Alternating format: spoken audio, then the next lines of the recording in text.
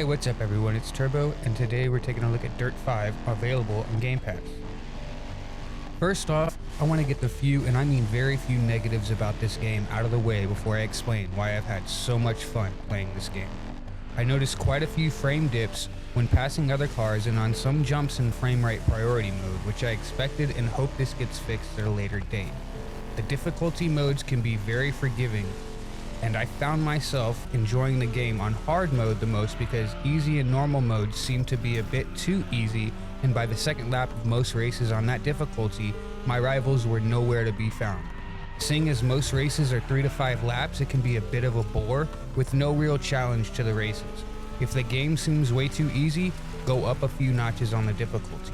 Graphics overall look great and the weather is quite realistic. I love the night racing and the other small aspects such as the reflections off of the ice and the fireworks at the finish line.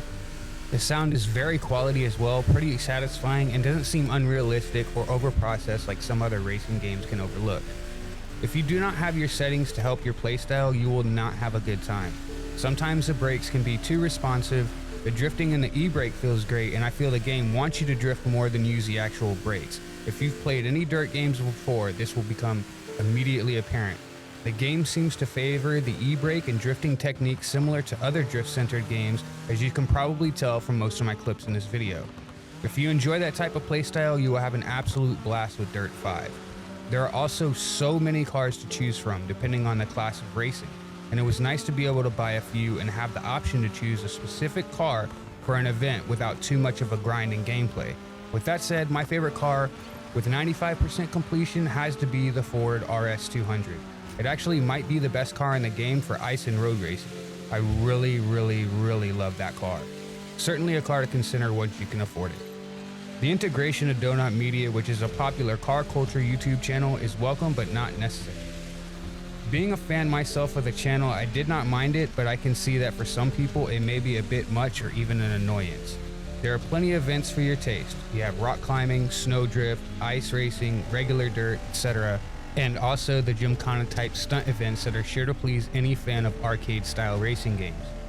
It's very apparent early on that it would be tons of fun for someone with a decent racing wheel. Most of the arcade style racing games similar to this one have me seriously considering buying a racing wheel set for myself. This would be an absolute blast to play with this set. Lots of races and tons of content make it a long life of a game, and especially being on Game Pass, it's on my list of must plays. Just judging by the massive content and quality gameplay, I'd actually purchase the game even if it wasn't on Game Pass based on my experience. Let me know your favorite features about the game and some of your favorite cars down in the comments. Until next time, I'm Turbo and enjoy the game.